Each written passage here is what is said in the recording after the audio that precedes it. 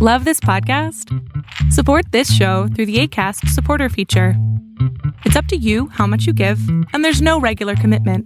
Just click the link in the show description to support now.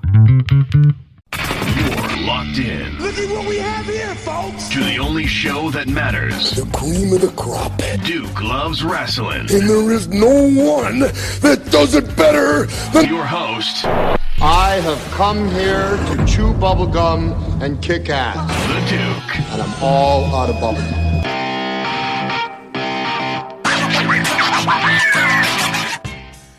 Folks, welcome to a special edition of the Duke Loves Rasslin podcast. And I tell you right now, I'm just over the moon about this because today we have two of the most recognizable, the most famous, the most beloved pro wrestling fans in known history. It's still real to me, damn it, guy, Dave Wills and Roy Lucier. I mean, this has been a request that has been going on for years. You folks have asked for it. You've been on Twitter. You did a little campaign about it. And the guys reached out to me, and they said, Duke, let's make this happen. So here we are. Without further ado, welcome to the Duke Loves Rasslin podcast, or rather, welcome back, Roy Lucier. How you doing, brother?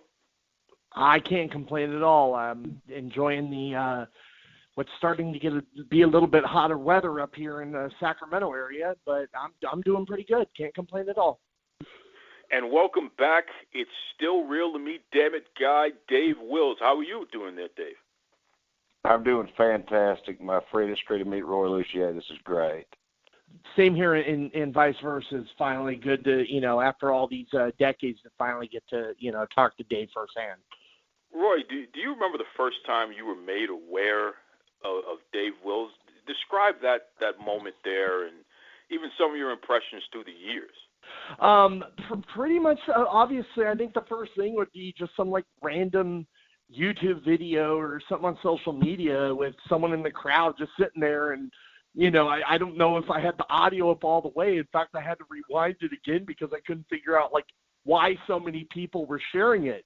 Finally got the audio up and I heard it's still real to me, damn it. And, it just, you felt the emotion and the passion there, and it's you know what, that guy right there, that's exactly the type of emotion that I, want fans to feel when they go to shows, and that's the poster kid right there. That's perfect. That's the same emotion. I got this photo of the Cow Palace from late 2017 or 18, I think it is, and you could see the incomplete right side, people in the getting up and cheering and giving it some and me being one of the three. And it's we need more fans that cheer the good guys, boo the bad guys, and are into every angle and storyline and stuff like that, and so don't sit there and try to microanalyze it. That's the stuff that just, it gets to me. When did we become this we gotta go behind the scenes and try to figure everything out and get in Vince's head or whoever the promoter is? Can't we just enjoy it without having to overthink it? That's one thing I love about Dave. He just enjoys it. I totally agree. I mean, we all see stuff we like, all see stuff we don't like, and I get that, okay? But, I mean, it's great to just go in there and look at it as a fan and enjoy it, okay? That's the fantastic part of the whole situation. And a lot of people overthink it. But, I mean, hey, it's wrestling. The guys are out there busting their butts. They're busting their tails. It's a wonderful thing. That's fantastic. And that's what I like. One thing that, gets to me, and I get if you're short on time and you just want to watch one match from a show or maybe two or something like that. Oh, what was recommended? Oh, this is the best match on the show, but avoid all the rest of these matches. You know what? It's a Friday night. I got, 5 hours before I go to sleep. I'm turning on the entire show and watching it from beginning to end because I want to give everybody that is out there that respect. I want to enjoy it, watch the character build up, see what they did. Maybe right or wrong, but I still want to enjoy everything out there. I'm not into this best of or let's watch this one good match. I still love from the opening bell to the end of the show. That's what I love about these events, especially, going to live events, is just that atmosphere, whether there's I've been at a show with Thunder Rosa on it, and 8 people were there, and it wasn't because Thunder Rosa was on it. It was just poorly promoted. And I've been to shows with tens of thousands of people, and it's just like I love the atmosphere of a live show, the entire thing, you know. Dave, because you're so beloved with this, it's still real to me, damn it stuff. A lot of promotions, especially as of late, they like to make sure that they get a shot of you in the crowd, so to speak. Talk about your live show experience and piggyback on some of the things that Roy was talking about, which he's so passionate about when it comes to the live experience. Oh, I've enjoyed shows as far as it goes. The live experience, there ain't nothing like it, okay? It's fantastic to get to meet the guys. I mean, these guys are out there busting their butt for everybody. They're out there going out and doing all kind of good stuff. On a lot of independent shows, they don't get paid as very much money. And I'm glad to see more people are getting paid and more people are getting paid good wages, you know. But it's just phenomenal to see exactly what's going on and to see that, you know, fans are seeming to enjoy more and seem to enjoy it even more wonderful. They seem to enjoy the wonderful action more than they have previously. And it's just great that, you know, people like and people that are like wonderful and fantastic and, you know, just be around it. That's wonderful. Sure. Dave, we've spoken about your fandom, you know, exclusively. You've been on the show numerous times, and we've dug into those aspects there. And I can recall you and I talking about the super fan, Roy Lucier, and this incredible stack of matches and hard-to-find whole shows and things of that nature on his network and what have you. If you could ask Roy any questions about some of his hard-to-find and his rare matches that he has in his collection, what would be some of the questions you'd ask him? Yes. Hey, what is your prized film that you got, Roy? What are you really proud of? You know what? About a year or so ago, I ended up getting my hands on some like early 70s Cow Palace footage. It was like 8mm. It was filmed by like a friend of Pat Patterson, and none of that stuff was anywhere out on the internet. So when I came across that from a wrestling lawyer in Southern California who had the VHS tape of it, and I got it converted, I think that one, because when I posted it, I mean, Meltzer shared it and tagged The Rock on it and said, hey, both your dad and grandpa are on here. You might want to take a look at this. So that's probably what jumps out first to me as far as like rare footage. Probably that first. A lot of like low grade Mexican TV shows that I personally recorded off the satellite dish, the UWA TV shows from 1992. It was like the last tour that Andre the Giant did. Where he's like in the ring with like Yokozuna back when he was Coquina, Black Scorpio, who's now Too Cold Scorpio, Bam Bam Bigelow. A lot of that stuff was because I had a satellite dish in the 90s, well, it was my dad's satellite dish, and I was recording all that stuff, and I started tape trading with people and got that out there and, you know, converted it myself. So awesome. A lot of that are the CMLL Guadalajara TV shows, which to this date, I don't know anyone else that ever had that stuff. Just randomly flipping through the satellite dish and found that one night and started recording it every week for about 4 months.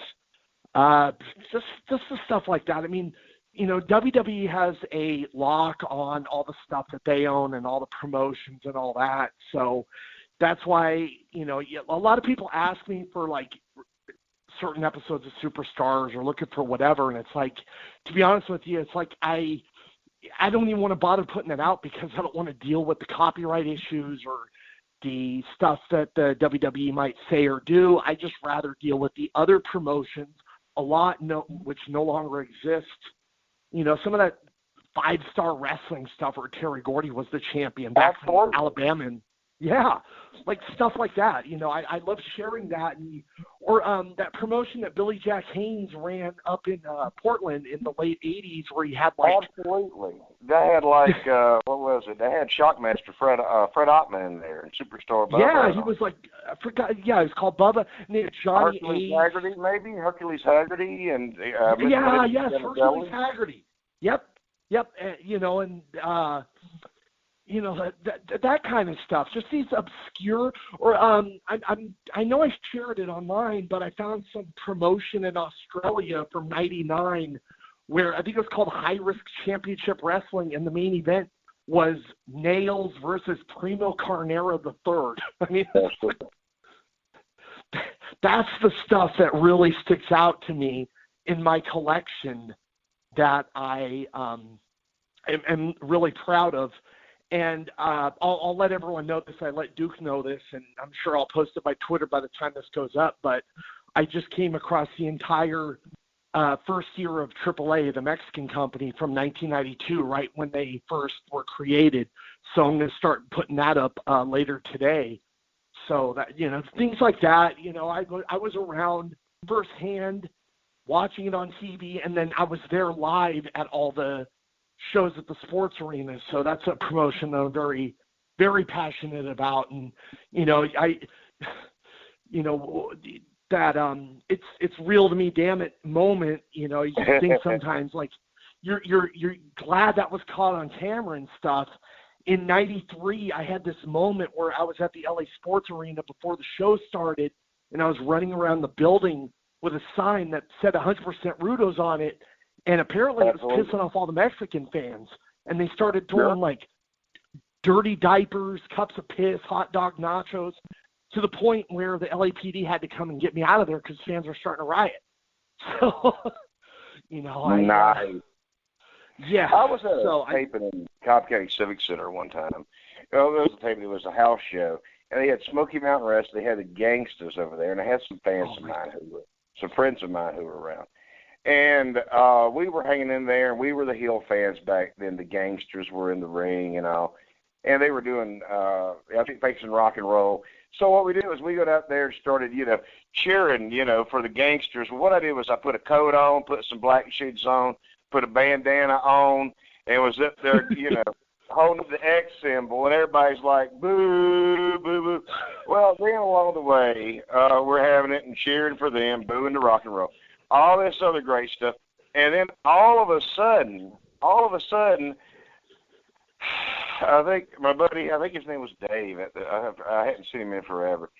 He tore up one of Tracy Smothers' gimmick Confederate flags he was selling, which prompted some woman to go, I'll cut you. And she started doing all this stuff and everything and chased him like, oh, my God, what am I going to do? We're going to be in the middle of a redneck riot around here, And I look around, I'm like, what can we do?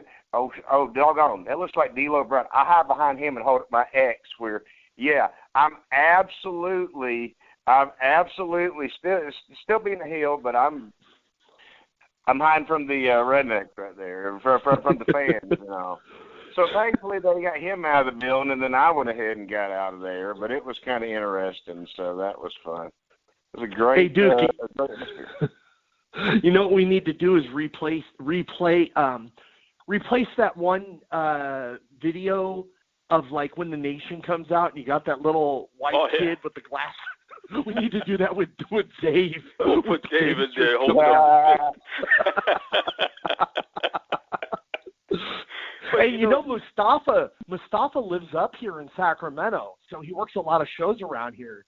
So he's always telling me when I do see him about some of the heat that they would got, and they would go to a lot of areas, I guess, where some people had never seen black people before. So they definitely got some heat and then some. And Sure. I remember one time New Jack did this interview where he went on TV, and this was the week after the OJ thing, after when the wife and Ron Goldman got murdered. And New Jack goes on TV and goes, he wants to throw a shout out to New Jack for getting rid of two of them, white people. And something like that could never play today, right? Can you imagine that airing today? What would happen? And to think about it, we were alive for that. That was not that long ago. Man, if movies and theater are allowed to have people playing roles and drawing that type of emotion, I personally don't see why wrestling or wrestlers that are playing characters can't go to that extreme or that level sometimes.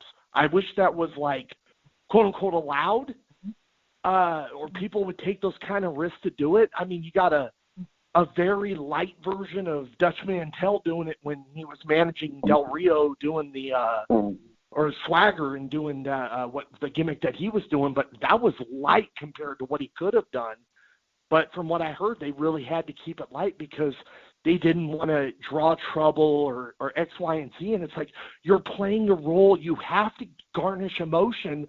But Absolutely. I guess the problem is nowadays, people, instead of hating the character, they want to hate the promotion and, quote unquote, go after the sponsors. So that's, that to me, that's a problem. And, that's a lot. I wish that would change and people would realize they're characters playing characters, I don't disagree with you one bit, because like you said, when you look at TV shows, you look at movies, I don't look at Al Pacino, the man, and say, oh, God, look at that. There goes Scarface, or there goes Michael Corleone. How many people he's killed. I better watch out, So it's pro wrestling definitely gets an interesting amount of criticism for the things that they do when the cat's already out of bag. We know it's a work. So the question is, where is the line drawn, and why can't we cross that line? So yeah, it's a good question. It's a good food for thought. In fact, we'll throw it out there to folks who are listening. Jump online and I'll put up a post about this specifically, and we'll take this portion of the show and let's have an expanded conversation on this. Do you feel pro wrestling has gone too far PG, and would you like to see it mirror more of what you see in other episodic TV shows and movies? I mean, that would be interesting to see what the general appetite of the greater fans are on that. Yeah, I mean, like, what was the DiCaprio movie, Django Unchained? DiCaprio himself didn't get heat for playing a character, and it's like when you got Ricochet's not his real name, he's playing a character. If he were to go out there to do something like, racy or, borderline, goes against today's society, he's going to end up getting heat, not the character, or the promotion's going to end up getting heat. And that's kind of one thing that, I wish would turn back around, or at least have a promotion out there that caters to the fan that's looking for those type of angles, or is willing to risk those type of storylines and, see what happens from the heat from it. And if you get a handful of fans online, just blow them to the side and see where your ticket sales are, instead of garnishing social media attention and catering to those few fans that are upset about it. The ultimate bottom line, TV ratings or ticket sales, how did those do based off of the angle that you just ran?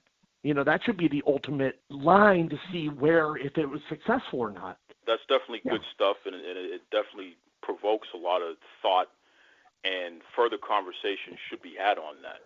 And it's crazy because you brought up the internet, and you brought up some of these fans, and we know that the pro wrestling fan base is so diverse, not just in terms of the people themselves, but their ideas and their feelings and their thoughts.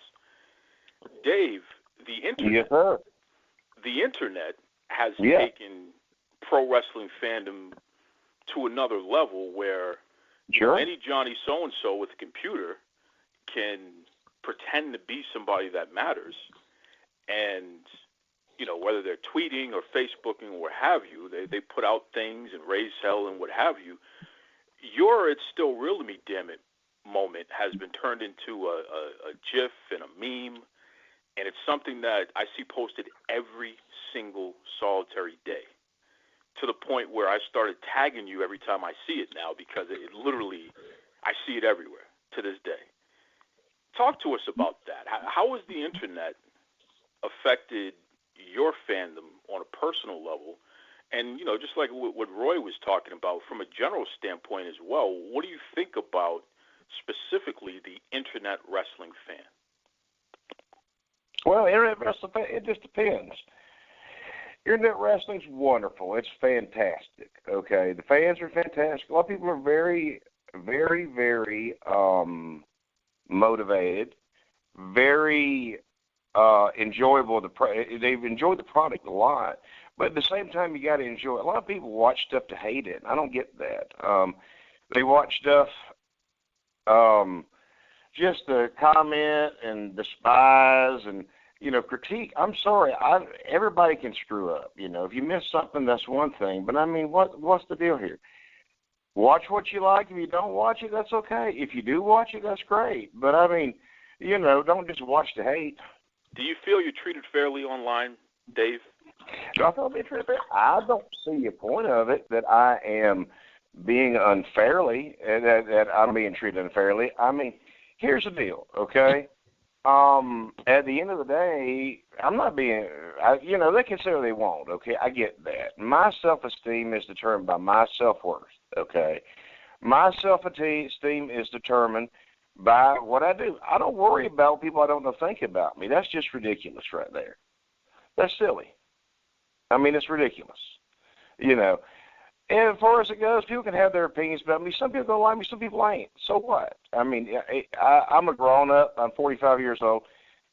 I hate to say it, but like I care. I mean, I got friends, family, other people, work that does that, okay? And it's good stuff. Well said. You know. Well said. Hey, To Roy, expunge on that, you know, someone the other day I saw online trying to poke Dave and make a comment like he seems the type of fan that lives in his mother's basement or whatever. I saw Dave shoot back and say, you know what, my house is paid for. I own my car outright. You know, don't even go there with me because I ain't that loser that you're trying to portray. So, no, I really appreciate Dave saying that on the behalf of all of us that love and adore wrestling. And so what if you lived in your mom's basement? That's you know, exactly. I own my place. Dave owns, you know, just because you have this portrayal or perception about certain fans, can we stop with the whole living in the mom's basement or whatever buzzword that you've been hearing or vanilla midget or whatever else you want to come up with for the last few years? You know, Dave shot them down, and I just wanted to say, you know, publicly, thank you for saying that from the rest of us. You're welcome. I appreciate that. And, hey, you know, at the end of the day, we all do and everything. We all have opinions. You know, and, you know, it's good stuff. You know, I really have, you know, enjoyed meeting people. Some people have been close, some people haven't been. But, you know, some people are good, some people aren't. It's just the way it goes. For sure. And, you know, it's crazy because, like you said, you can't allow how these folks view you to dictate how you feel about yourself or whether or not you're going to have a good day or a bad day, because some of these folks just are miserable in their own lives and they want to spread that misery. And when they see someone who genuinely feels good, it's almost as if it makes them upset because for whatever reason they can't feel that at the moment, or they're not feeling that at the moment. So rather than try to reach out to you and say, hey, you know, Dave, hey, Roy, what's going on that's making you feel so good? You know, let me get some of that. Show me that match or tell me about that experience. They'd rather take shots and try to bring you down to their level. And you know, it's just not worth it. I'll tell you one thing that is worth it, though, and it's something that I see from the two of you, which I really admire, and we'll start with Roy on this one. Pro wrestlers seek you out, and they genuinely want to talk to you and check out the matches that you have in your collection. You know, they put out requests for you to find things in their career for them. Talk to us about some of these experiences with the wrestlers, because at the end of the day, you're just a fan. And somehow, some way, you've managed to position yourself where you literally are a go-to person for wrestlers, and they respect you and appreciate you. Talk to us about that, Roy.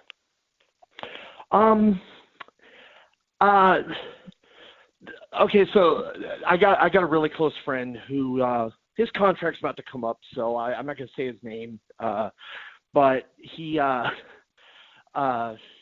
don't worry, at some point his name may be revived, if you catch my drift. But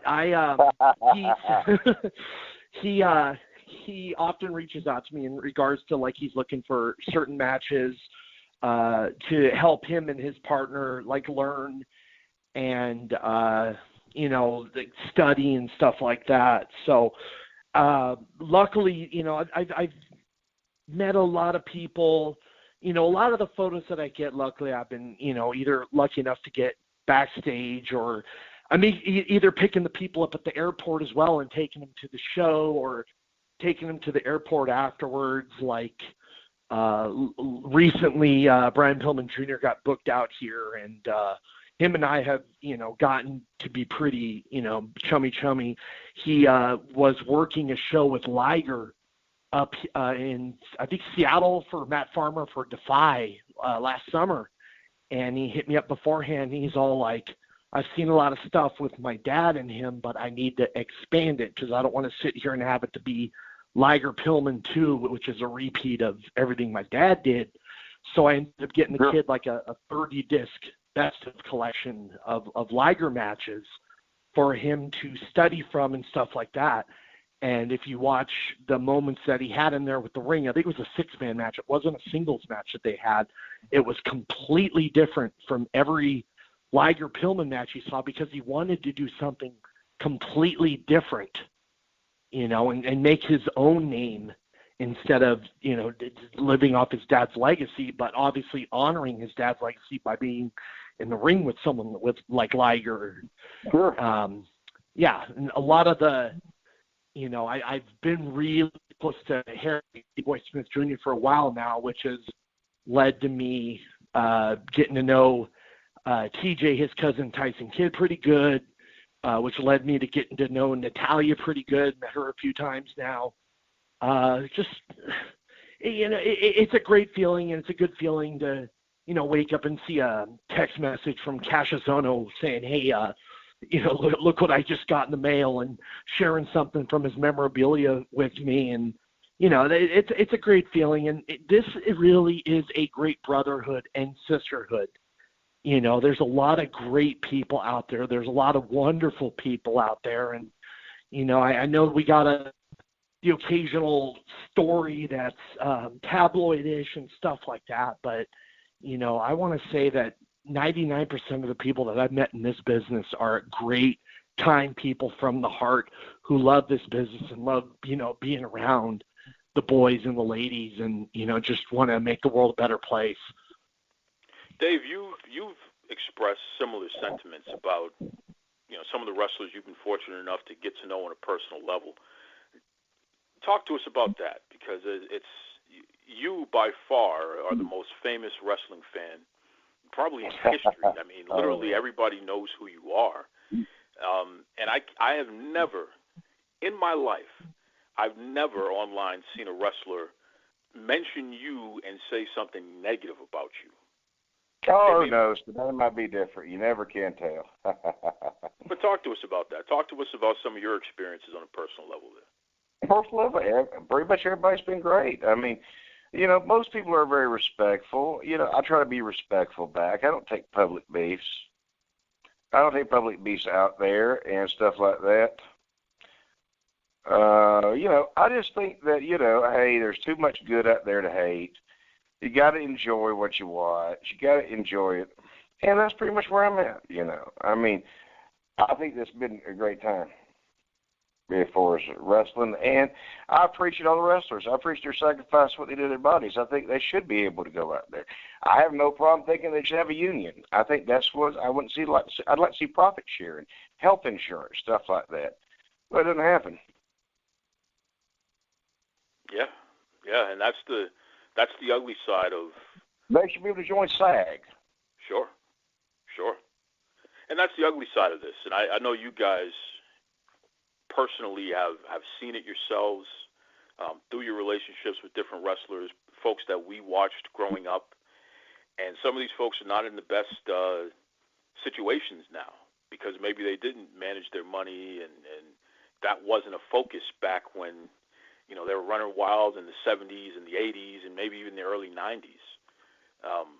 So the whole concept of a union or some kind of retirement, something that can allow the wrestlers to have something to look forward to on the back end, or if, God forbid, if they have a career-ending injury, what do they do next?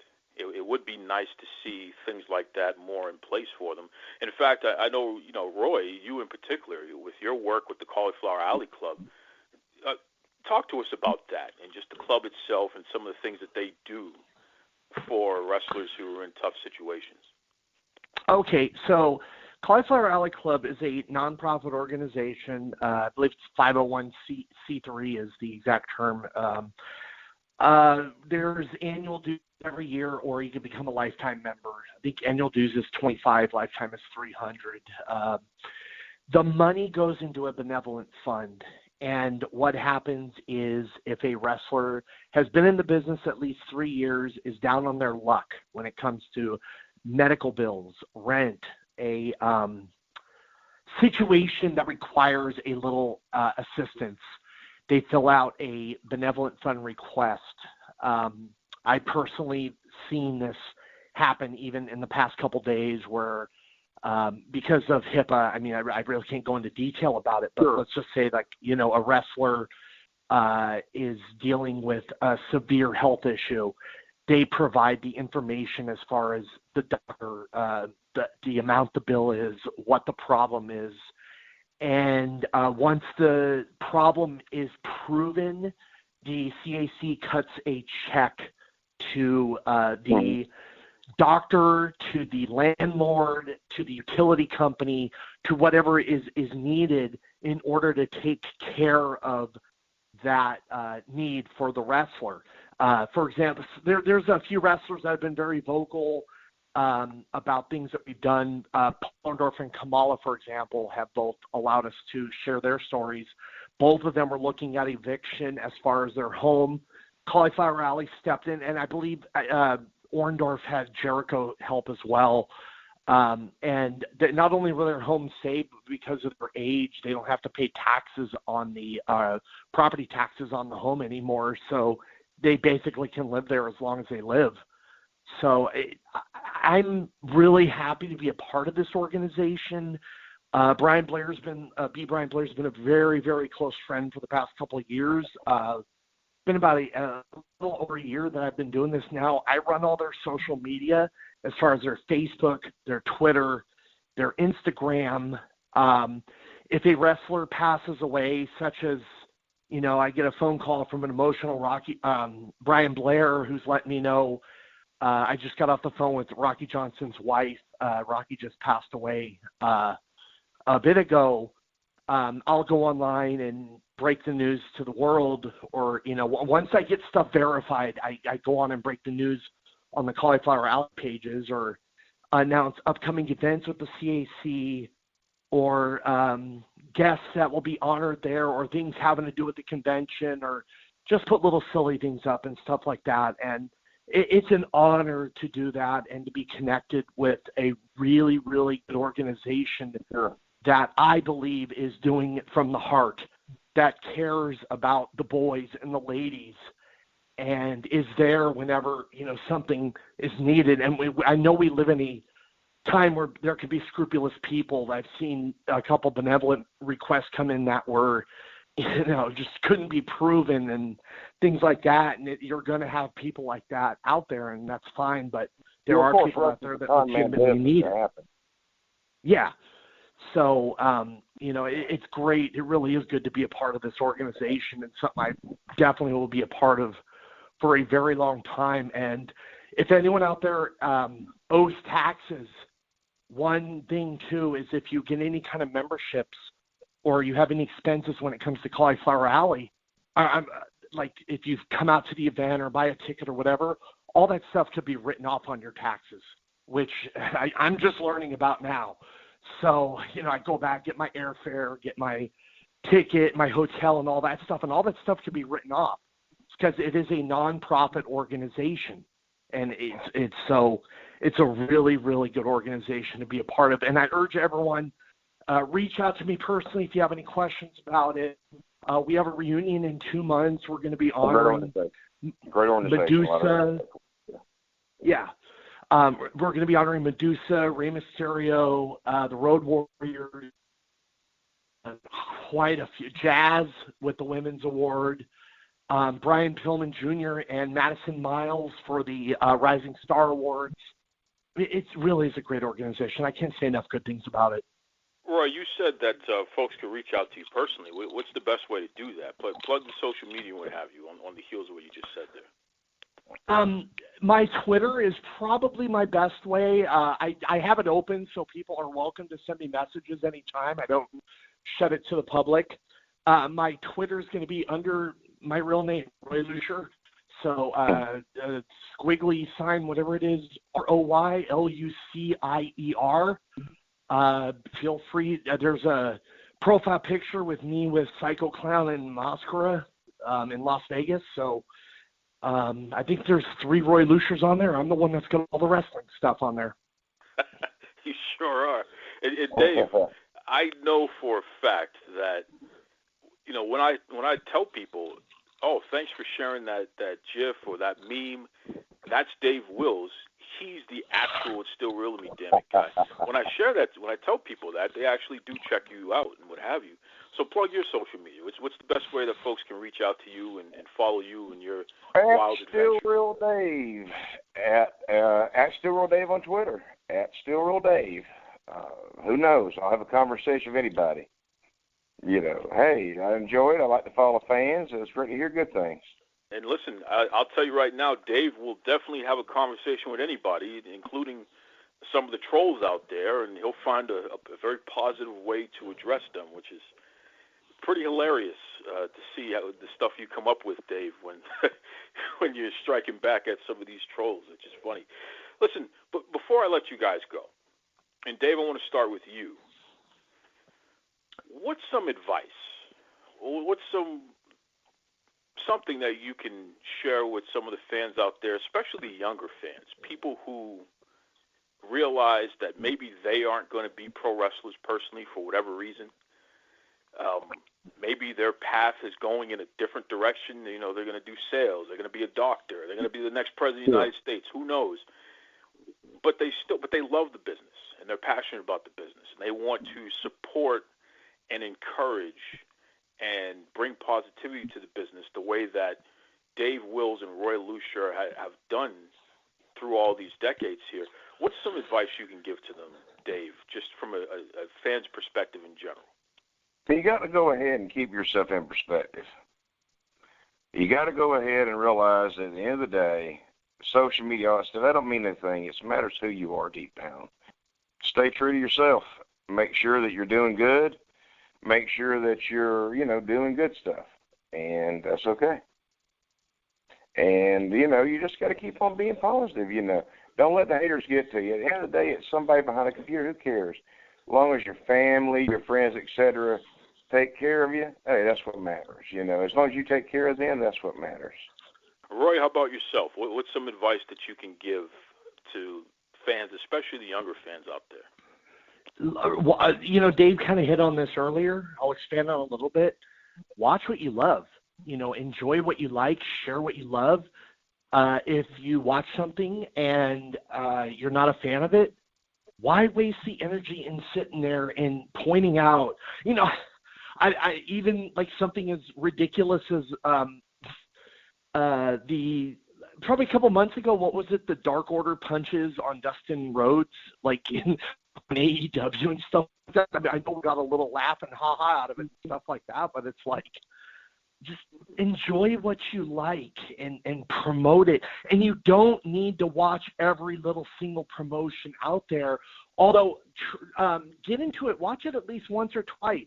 Maybe something that you dig when you watch it and you stick with it. Like, I've been watching – oh, and another thing too. If something is in a language you don't understand, don't automatically shut it off, because you may miss out on some of the best stuff that you've ever seen in your life.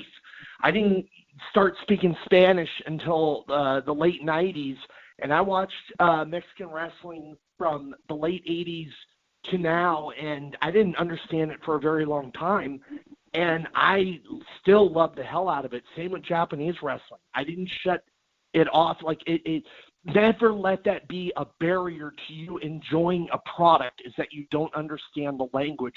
Because a lot of times when I watch AAA's broadcast on Saturday nights, that they do like Rey de Reyes or Triple Mania or whatever, I'll do the Spanish commentary over the English commentary, just because I think that there's more emotion and passion with those announcers than there is with the ones that speak English. So, you know, that is universal, is the emotion and the passion from the announcers. So that could really be a help, is, you know, watching it and not letting the language be a barrier to you enjoying a product. So that would probably be my biggest advice, is just watch what you like and enjoy what you love and share the hell out of it. And if you don't like something, you know, Duke, I know you and I have talked, there's quite a few mainstream promotions out there that I'm not a fan of, but I'm not going to sit here and be one of those people, old man yelling at the cloud, that every single moment has to make my dislike for the promotions public and just be a negative Nancy and old man yelling at cloud. You know what? It just wasn't for me. I moved on, and I found stuff that I like and that I watch religiously. How's that for a great conversation? I mean, seriously, you're talking about two of the most respected, beloved wrestling fans in the known history of the sport, coming together and having a conversation. They did it here on the Duke Loves Rasslin podcast. So I thank Roy Lucier, the super fan, and also It's Still Real to Me, Damn It guy, Dave Wills. I thank both of those guys. Just two good friends of mine and two people that I just have a tremendous amount of respect for, which, you know, people in the wrestling industry and beyond have a lot of respect for. It's just, it's cool when you find people who can be themselves unapologetically and actually give a damn about something. It's just cool to see. I love it. And we all have those moments. I mean, okay, let's say pro wrestling isn't your thing. Well, it could be boxing. It could be MMA. It could be football, basketball. It could be reality TV shows. It could be anything, right?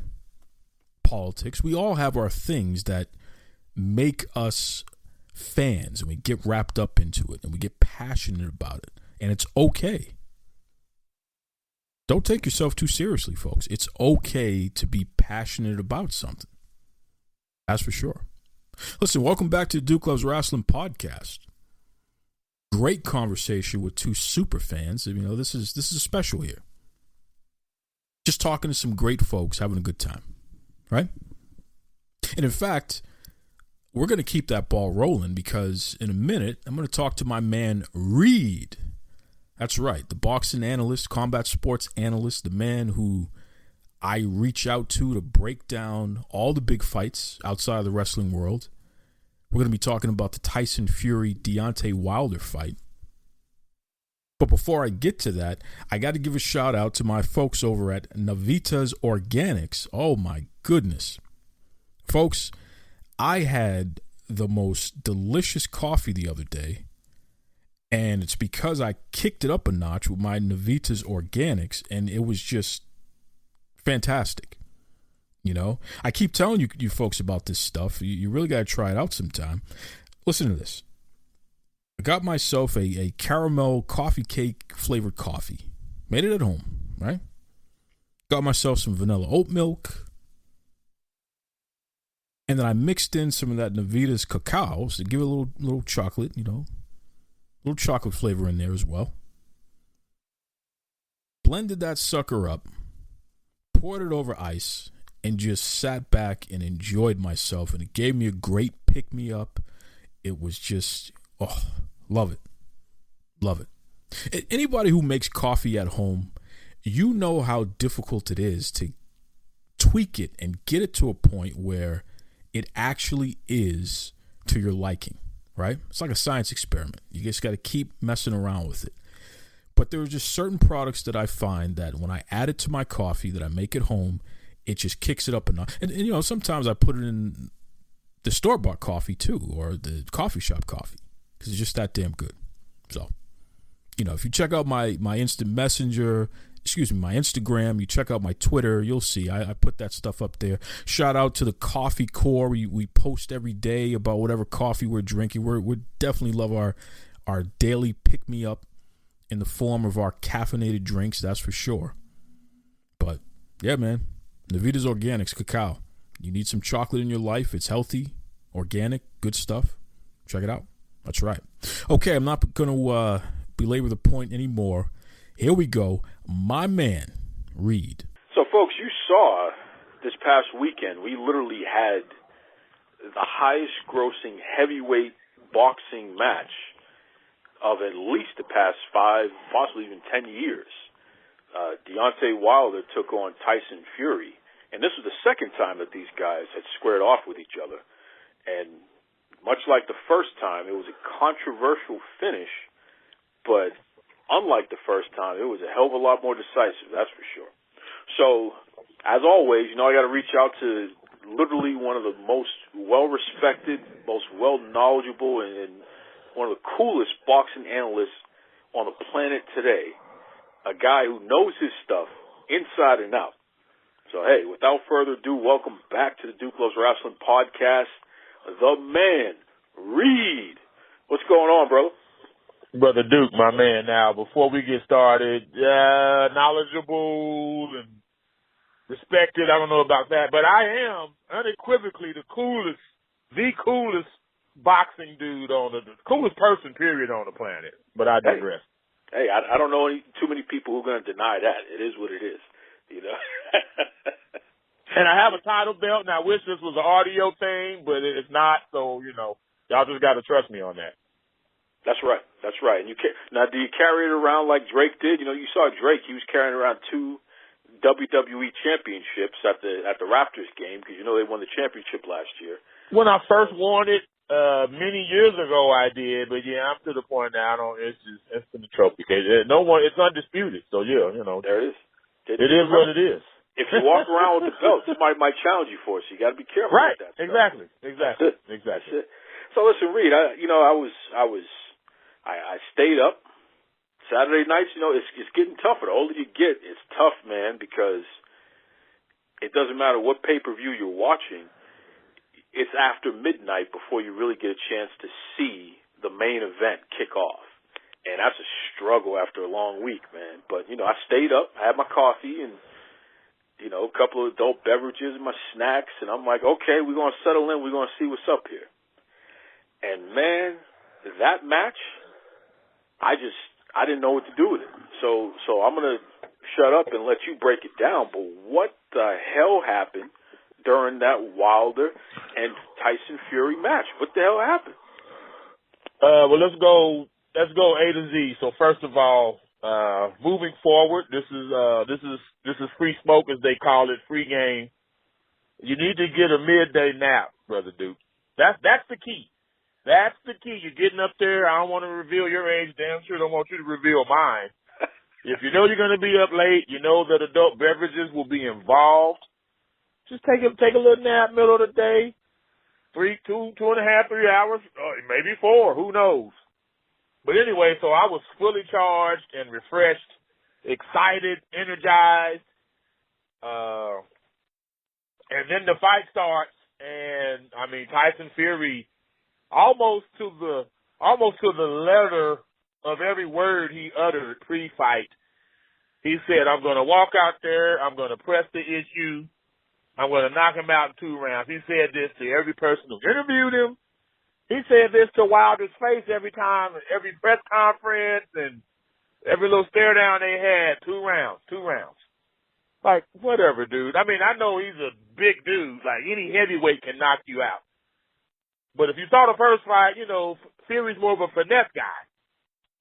Moving, and he's exceptionally athletic for a guy with a dad bod, 6'9", pipe cleaner calves. He's very mobile. Head, like he calls himself heavyweight Floyd, and that's really the best way to equate him. Anyone who's seen Floyd Mayweather fight, imagine a 6'9" doughy guy, you know, fighting that way, 273 pounds, and that's Tyson Fury. And he did it eloquently. But against Wilder, he pressed the issue, walks him down, immediately forced Wilder backwards. In the 3rd round, he clipped him. The punch he hit him with, now, it was behind the head, but here's the thing about it. When you fired the legal areas of the head shot to the side, it's temple, ear, and slightly behind the ear. However, natural reaction, someone throws a punch at you, you're going to duck out of the way of it. So Wilder sees the right hand coming towards him. He ducks out of the way of it. Well, Fury's already fired the punch. It's not like Fury aimed for the back of Wilder's head. It's the fact he already fired the punch. Wilder reacted to it. He got hit in the back of the head, ear area, and he got dropped with it. And that punch right there, that one punch pretty much decided the fight. In the moment, it looked like Wilder's eardrum was busted. But from what I've learned, he actually suffered a slight cut inside the ear, which I've never heard of. And I've never, with gloves on, they're heavyweight, so they had 10-ounce gloves on. I don't know how you could cut someone inside their ear, but that was the prognosis, and he had to get anywhere from 3 to 6 inches, 3 to 6 stitches, I should say, to close that cut in his ear. But just, it seemed his equilibrium was off. Speaking of Wilder, he was never able to regain steadiness from that one punch. I think it was the 5th round where a body shot dropped him. And again, 273-pound dude hit me in my body. Yeah, I'm probably going down. It seemed weird to see Wilder go down from that, but I hearken back to his lost equilibrium. Then after, I think that was the 5th round. By the 6th, I'm kind of looking at my dude like, hey man, this ain't going so well, bro. And like, how much more of this is he willing to take if he doesn't show something soon? 7th round, by the 7th round stoppage, by the time the stoppage happened, literally I had already been screaming at the television I was watching for at least 10 or 15 seconds, like, stop it, stop it, stop it. Fury had him trapped in the corner, just flurrying on him. Wilder hadn't punched back. And real talk on some boxing shit, he took away Wilder's right hand. Wilder's one chance is his right hand, Thor's hammer from Alabama. Well, Fury was throwing left hooks, and people complained that it looked like slaps. It might have been slaps, but he threw his left hand so much, it made Wilder leery of using his own right hand, which is his Thor's hammer from Alabama. So it got to the point he wasn't even throwing. The one chance he had to come back and reverse fortune, he wasn't even throwing that. And me recognizing that, I'm like, yeah, man, stop the fight, dude. Like, please stop the fight. And eventually, Mark Breland did, which created a whole new set of controversy because apparently Wilder has made it clear to his cornermen, hey, look, don't ever throw the towel in on me. I'm a warrior. I want to die on my shield. Any one of y'all that does this, throw the towel in on me, there'll be consequences. So we'll see what the consequences are. I can kind of tell by the body language and the looks on the faces of Breland and Wilder as they discuss it. I would be shocked if Breland works Wilder's corner ever again. And that's unfortunate because, like I've already said, the stoppage was just. He was getting his ass whipped, dog. He was getting his ass whipped, dude. That's really the only way I can put it. Well, it's interesting that you bring that up, Reed, because, as I was watching the fight, and especially the last 3 rounds, to be honest with you. I noticed that the referee was staring at Wilder. The referee wasn't paying attention to Fury. He was staring at Wilder. And especially as we got to that last round, the ref was going to stop the fight. I don't think, whether that towel came or not, the ref was getting to the point where he was going to stop the fight because Wilder was not intelligently defending himself. I mean, it was clear. The ref has come out, Kenny Bayless is the ref's name. He's come out and said, he didn't say, hey, like, the writers try to pin you down. Well, how many more shots would you have allowed? He's like, look, I ain't going to say all that. I'll just tell you, I was already thinking stopping this shit. He didn't say shit, but, he was already thinking about stopping that shit in his own fucking mind anyway. Here's my thing. Like, Mark Breland, his trainer, he was one of the greatest amateur fighters that ever lived. He, when he went pro, like, Mark Breland had like one fucking amateur lawsuit. Like, if anyone Google Mark Breland amateur record, pretty sure he's got like one loss in like 142 fights or something. He was like awesome. An awesome amateur. Well, in pro boxing, you don't wear headgear. Mark Breland was able to win a world title, but he got knocked out 2 or 3 times that I know of vividly. So Mark Breland has been there, experienced it, dealt with the recovery process, and he's been in Wilder's corner as a co-trainer, which is ridiculous, but that's a whole other topic. He's been with Wilder for several years, since before Deontay won the world title. He cares about him. It wasn't, and then Wilder's like, hey, well, Anthony Durrell was sitting behind me, and I could hear him yelling, stop it, and Durrell is trained by Fury's trainer, Sugar Hill, and they just like, come on, Tay. Come on, Tay. And me and you discussed a lot of this over social media. The fighter's ego, it's easier to take an L in team sports or in a scripted sport like wrestling, but for combat sports news, like, yeah, that's an L is directly related to your manhood. And I get it, because I sparred long enough to learn I sucked at it. Like, I can't, I'm not built for this. So the dudes who can do it, I get it. But all the excuses that Wilder's coming out with now, it's just him thinking out loud. Because the fact that this guy's just better than me, that would devastate him to just admit that. Like, this guy's just better than me. Well, and that's the other thing, too. I mean, the excuse that the outfit that Wilder wore to the ring was so heavy that it took his legs out. It's absurd. First of all, who told him to wear that in the first place? That was his call. That was his call. Completely had that under control. Did you not put the thing on and walk around with it to see how it would be to wear that?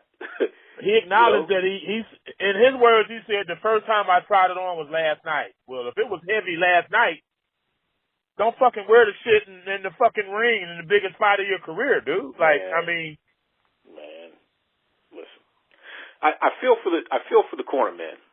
I really do. Oh yeah, Mark Breland.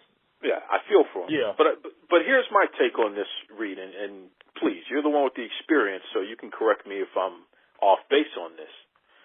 I think Breland was protecting him on a level that goes even beyond his safety. I think that was a situation, this is just my take here, of, well, if the man doesn't actually get knocked out, he can always say, I never got knocked out, and I'll take the blame. I'll shoulder that. It's my fault. I threw in the towel. And he can always have that out and say, no, I could have kept going. And right. He was on his feet when the fight was stopped, to your point. Exactly. Right. He was on his feet. Exactly. So the corner man's protected him even on a deeper level, where it's like no one has a picture of Wilder knocked out on the ground or something like that, so he can flat on his back. Right.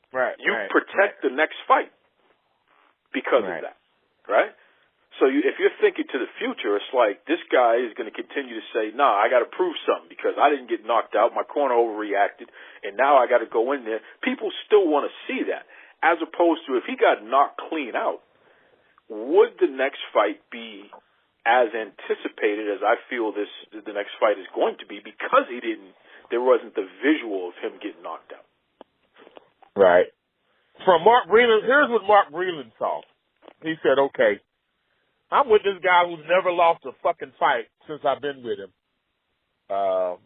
Every round, each side of his eyes, under his eyes, gets more and more puffy. His bottom lip has been busted since I don't know how long. And he's bleeding out of his left ear. Now, in the moment, it's easy to say in hindsight, oh, it was just a cut inside his ear that took 3 to 6 stitches. His trainer don't know that in the moment. Is his eardrum ruptured?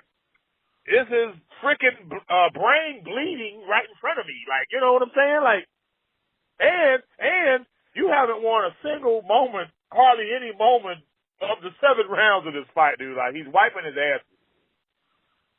Not that you can't beat him ever, but you're not going to beat him today. It was clear. By that point, it was like Deontay's not winning this fight. So I had no problem with the stoppage. I get why Deontay is mad and will probably fire Breland, but I hope Deontay can at least respect and maintain a relationship with Breland, not even a financial one, but just, hey, this man cared enough about me to stop this fight. So, you just check in with him every now and then. I hope it's not some cold turkey, you did this, F you, never want to speak to you again type of deal. Sure, and that may require time, because for optics, you got to fire him. Right. You got to fire him for optics. You machismo and all that other BS. You got to fire him, and you got to play the game of, I'm this is a new me, and we ain't rolling like that. Whatever. I'm disappointed in Wilder, though, just from a general standpoint, because I feel like you don't need to talk about excuses. Just say the better man won. That's it. Well, like I told you on social media, I don't mind the excuses. Just don't publicize them. Like, I get the fighter mentality. The last thing you want to say is, man, that dude just whooped my ass, man. I don't have no answer for him. But even if you think, oh, it was the outfit, it was the battery pack, it was the helmet that I wore, I paced the locker room too long, Mark Breland threw in the towel. Even if you really believe all that in your hardest of hearts, don't say that to the public, because no one's going to accept that. He wouldn't accept that from an opponent. If he had beat Fury, he would be laughing at Fury for saying all that shit. That's the thing. I'm like, brothers, you got to think, man. You got to think before you speak, or before you speak publicly. You can say this, but say it around people who can help you gather your thoughts and be like, okay, man, you know what's going to happen if you say this, like, right? But now it's too late. So what happens? What happens? You're going to come out the third fight. You're going to have a regular robe on. What if he knocks you out in 3 rounds or 5 or 2 rounds? Like, okay, then what? You know what I'm saying? You got a new trainer. No one throws in the towel. You're not wearing a suit, and you get knocked smooth out like you was talking about. What happens then? Now you have no excuses as a fighter. You're completely done. Not done, but as far as this KO artist, baddest man on the planet, hardest puncher ever, facade that was built, like, I don't know. It's going to be hard to sell that. You know what I'm saying? Well, speaking of the sell, I mean, that's the next piece of this puzzle here. I've heard from a lot of other folks who, just spitball in fantasy booking, whatever you want to call it. A lot of folks are saying that this was the wrong move to go to Fury and Wilder Part 3. Like, these guys shouldn't have an immediate rematch here on this deal. Instead, Joshua should be involved in the next fight for Fury. I mean, the people telling you that are correct. Here's the problem. When Wilder Fury 2 was signed, no high-profile fighter, I don't know about MMA, but I can tell you this, unequivocally in boxing, there's not a high-profile fighter in the world who signs for a fight with any opponent without a rematch clause. That's just automatic.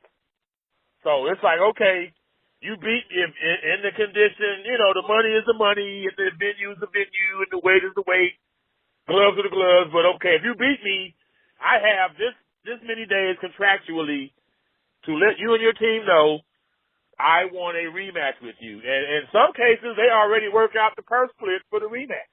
From what I've heard, the third fight will be 60-40 for Fury. It'll be a 60-40 split in Fury's favor.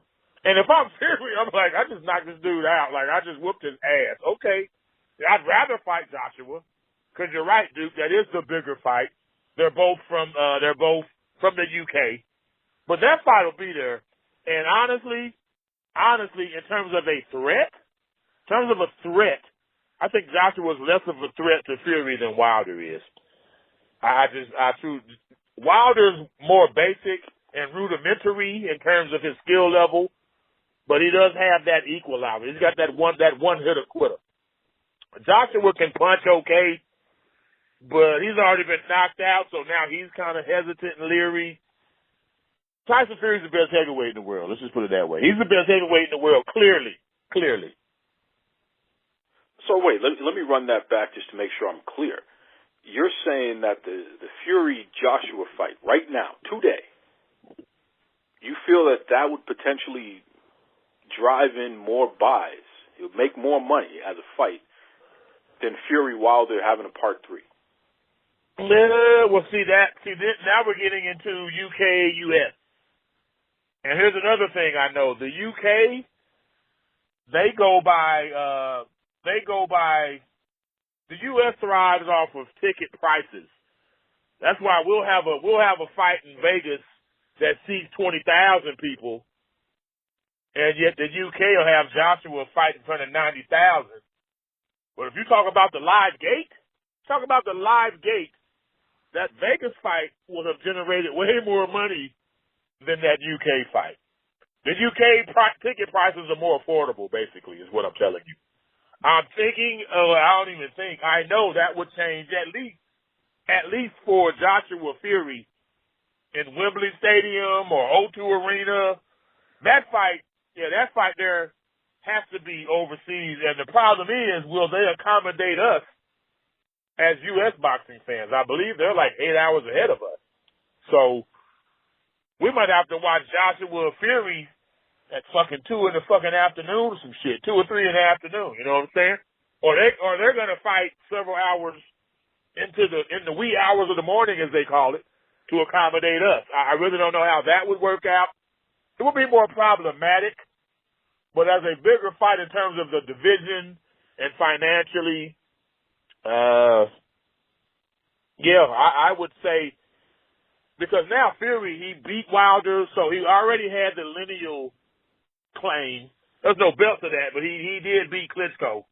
Then he fell into addiction and all of this shit and got stripped. But no one's beating him. Now he's beating Wilder. He has Wilder's WBC title. And even though Joshua got knocked out by Andy Ruiz, Joshua's got all his belts back. So Fury Joshua would be for all the heavyweight titles. Undisputed champion. 2 UK dudes. Like, that's going to be, I don't know what the biggest fight UK history is, but I know Joshua Fury would surpass that easily.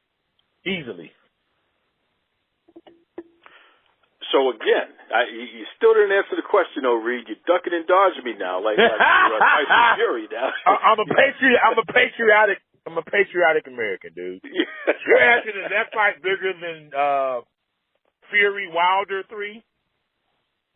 That's what I'm asking. To me, yes. Yeah. Okay. I hate to say it. Here's the thing. Joshua got knocked out, but he got knocked out 2 fights ago. And he just beat the guy who knocked him out. So Joshua has had the bounce back. You know what I'm saying? So if plus the way Wilder lost and the way the public is receiving his excuses, Fury's going to be an overwhelming favorite. Not like some Tyson Douglas 42-1 type shit, but it's going to be 10-1, 8-1. It's going to be like The big wig. If I was Fury, I'd make him come over there. I don't even know if he'd make more money over there, but yeah. To answer your question, long story short, yes. Financially, Tyson Fury, Anthony Joshua, undisputed championship of the world.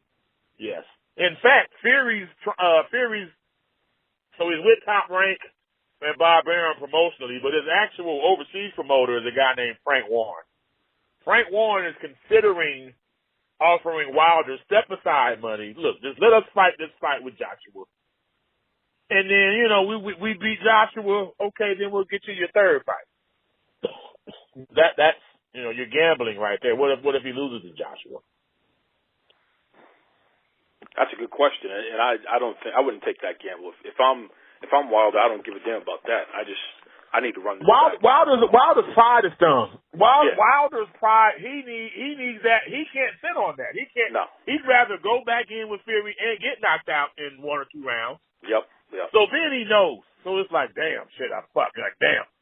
He'd rather do that. They could offer him $25 million in step aside money. He'd probably be like, no, I want to fight.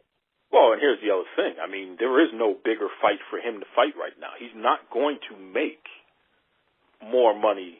Well, that's it for him. Yeah, that's it for him. Yeah, for sure. No, this is it. This is the biggest fight he could ever have at this point as a result of what happened this past Saturday. No two ways about it. Right. So that's good stuff. Let me ask you, Reed, and this is a big one here because there's a little bit of a debate going on. Fury won the fight. Fight's over, and now the post-match interview. He breaks out into singing American Pie. American Pie, right.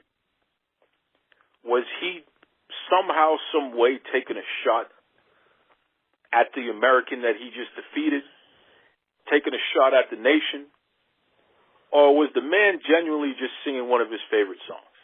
No, yeah.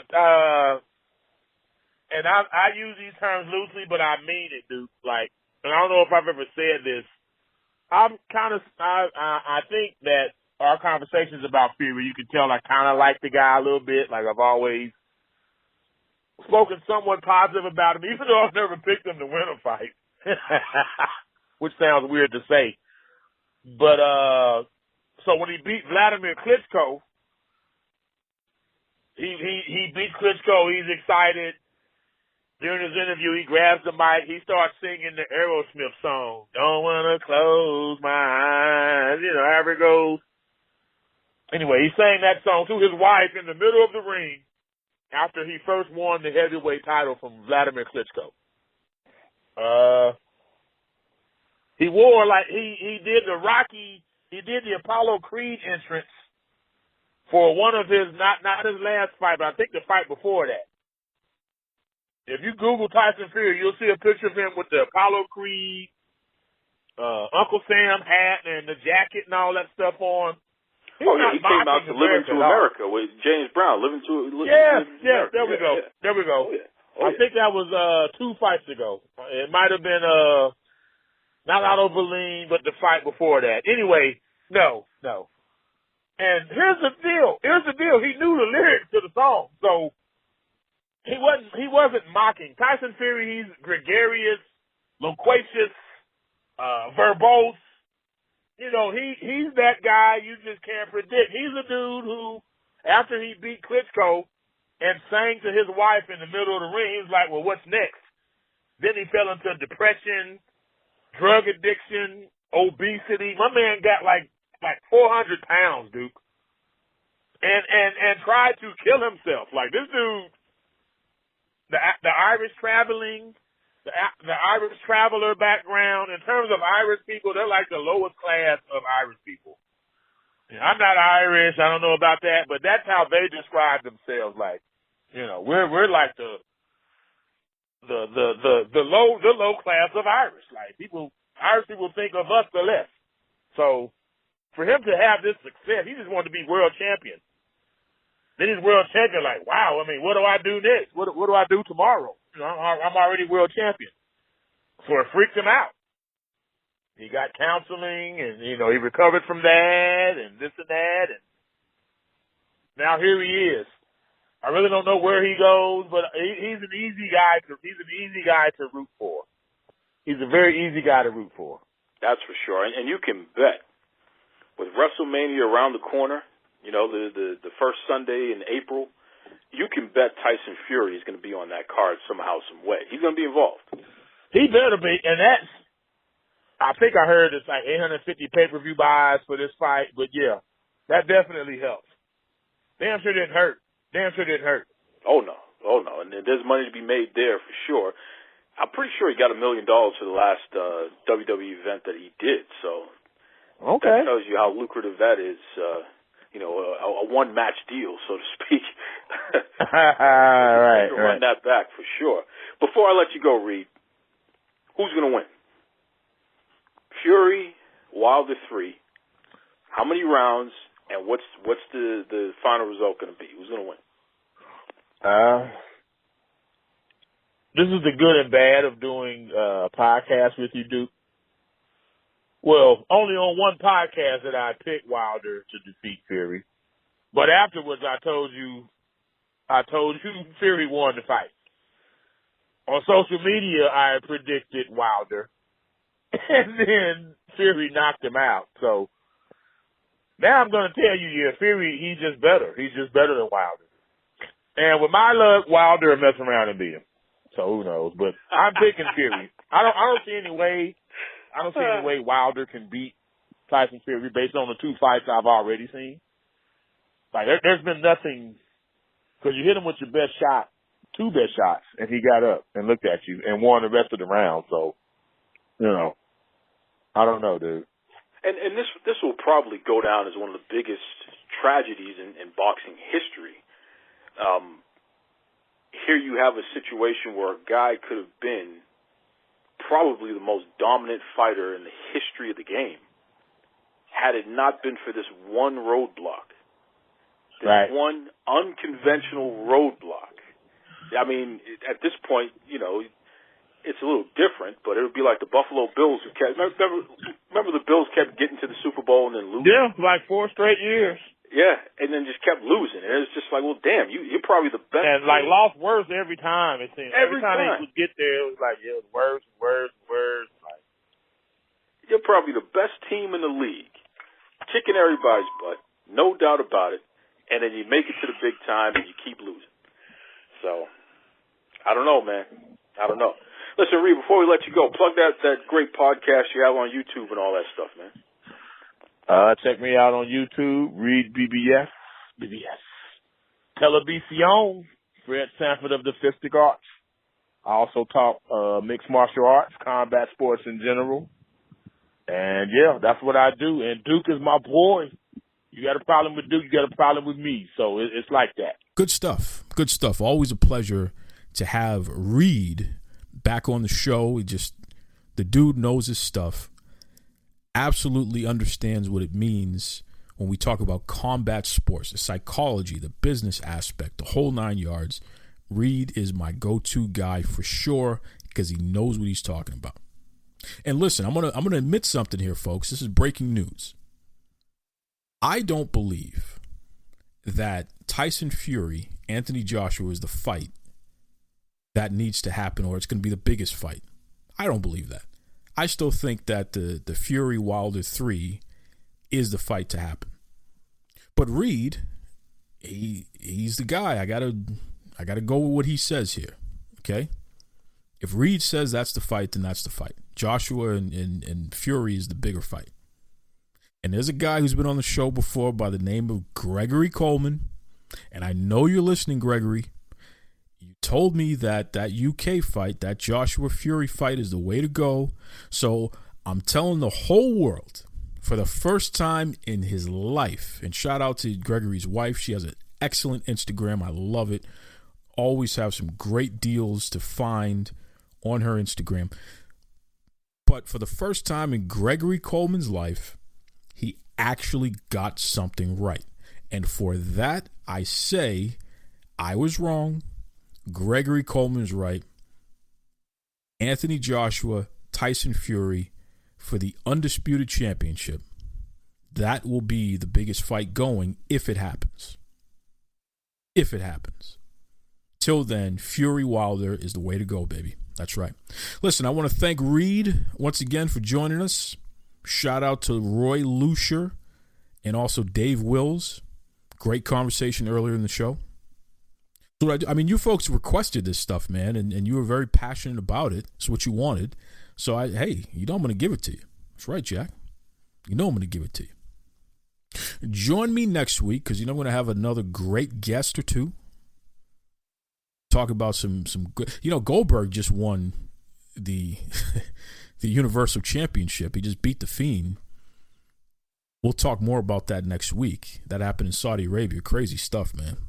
Goldberg's going to the WrestleMania Universal Champion. Who the hell saw that coming in 2020? I don't know.